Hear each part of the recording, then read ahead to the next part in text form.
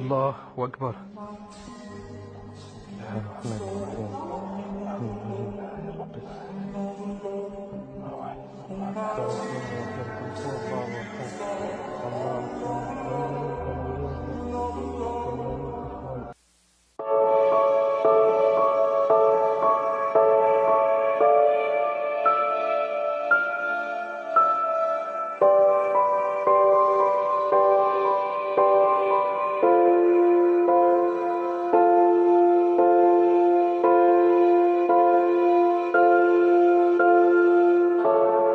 A man walked into an active church service and dropped to the floor to pray, not his faith, not his church, someone else's sacred space, mid-sermon. What happened next? Nobody in mainstream media wants to talk about, because the congregation didn't call the police. They didn't file a complaint. They didn't post a statement on social media asking for dialogue and mutual understanding. They physically removed him. And the moment they did, a government in North America made a decision that could legally reshape religious rights across an entire province for decades. Stay with me, because by the end of this, you're going to see a pattern so clear, so documented, that you'll wonder how you ever missed it.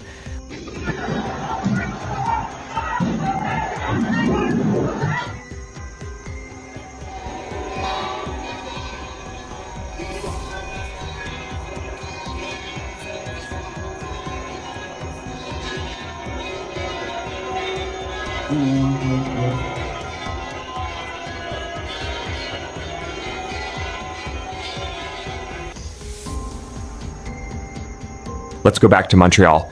A group of Muslim men show up outside a Catholic church during an active mass. Not to observe, not out of curiosity, they set up and begin praying in the space directly outside the entrance while the service is happening inside. The congregation comes out.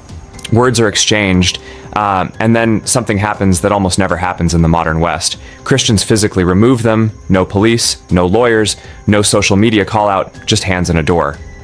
That part made the rounds. That's what people clipped and shared and argued about online. But here's what nobody's telling you about what came next. That's the story the corporate press buried in paragraph 11, if they ran it at all. Evening, terrorists, muzzies, suicide bombers, lend me your ears.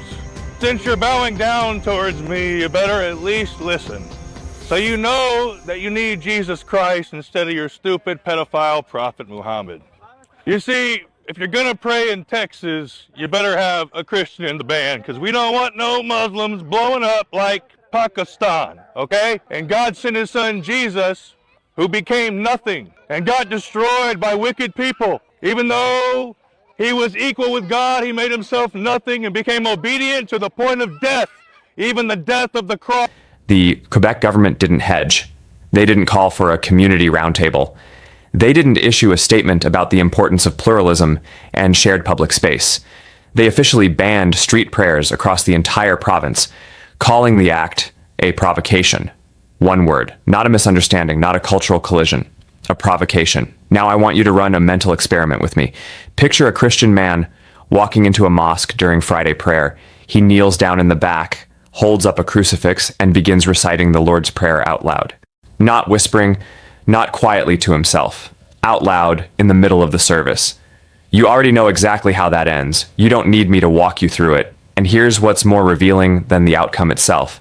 Not a single person, not one anchor, not one op-ed writer, not one civil liberties organization would frame it as a complex cultural moment requiring nuance. He would be removed.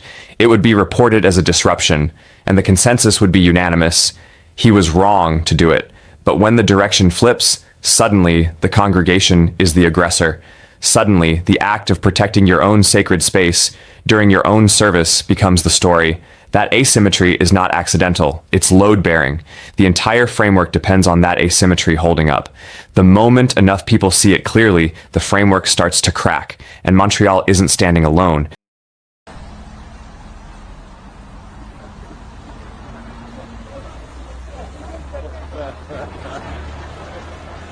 Beşin ortasından namaz kılıyor amcam. Allah kabul etsin yeğenim. Ha memleketin geldiği hale bak ya.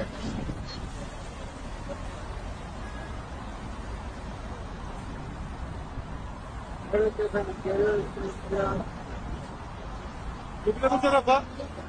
Ulan den yok, kıble bu tarafta, kıble bu tarafta. Dallas, Texas, White Rock Lake, a Muslim prayer gathering assembles in a public park. A street preacher walks directly into the middle of it and starts proclaiming the gospel at full volume. Now, I have no patience for sidewalk evangelists in the abstract. Most of the time, they're counterproductive and nobody goes home persuaded. But context changes everything. That is how shared public space is supposed to function. You pray. He preaches. Nobody owns the park. Nobody gets a permanent exemption from the presence of other people. That's the deal. And for one afternoon in Dallas, the deal held. You can dislike the delivery. The man is not winning any charm competitions.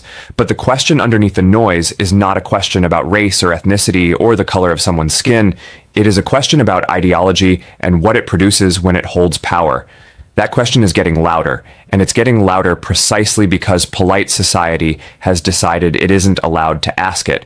The questions you suppress don't disappear. They just find louder voices. Now let's move off church steps and park benches and talk about the asphalt you and I paid for with our taxes.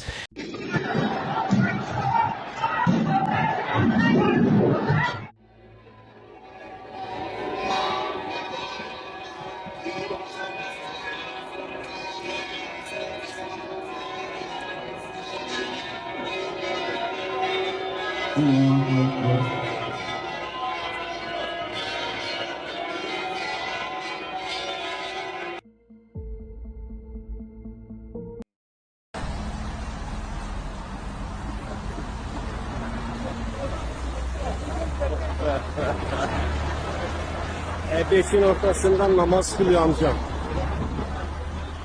Allah kabul etsin yeğenim. Ha, memleketin geldiği hale bak ya.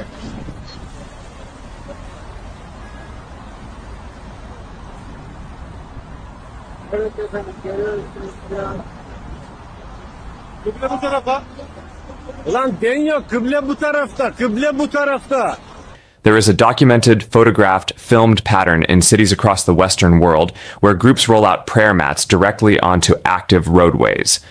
Not the sidewalk, not a park, the road itself.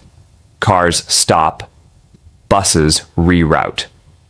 Pedestrians press against the edges and squeeze past, and the message embedded in that act, whether it's intended or not, could not be clearer if someone printed it on a banner. This space is ours now. Temporarily, of course, just this one time, just today. But here's what the pattern shows, and this is where it gets uncomfortable. The temporary has a way of becoming routine. The routine has a way of becoming expected. The expected has a way of becoming enforced. That's how public accommodation slides into public submission. One blocked intersection at a time, one unanswered objection at a time, one news cycle that looks the other way at a time. Try setting up a Hanukkah celebration in the middle of a road in Islamabad. Not a protest, not a political statement, just candles, a menorah, and a group of families. Run that scenario in your head and tell me how many minutes before it ends. Then tell me why the inverse is supposed to be a routine feature of city life in America. The double standard isn't hidden. It isn't a secret. It's structural. The entire strategy depends on Western tolerance operating as a one-way valve.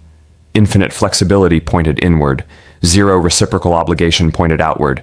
And if you say that out loud, you already know what you get called. Alleged behavior is disgusting. This after authorities say Thursday, just before 2 in the afternoon, officers were dispatched to Stillwater Park. As a man and his children were headed out, Zishan allegedly asked the father if he and his family were Jewish. The victim stated that the arrestee utilized anti-Semitic slurs toward him and his children. The arrest form says Zishan used language like dirty people and threatened to attack the father and his kids.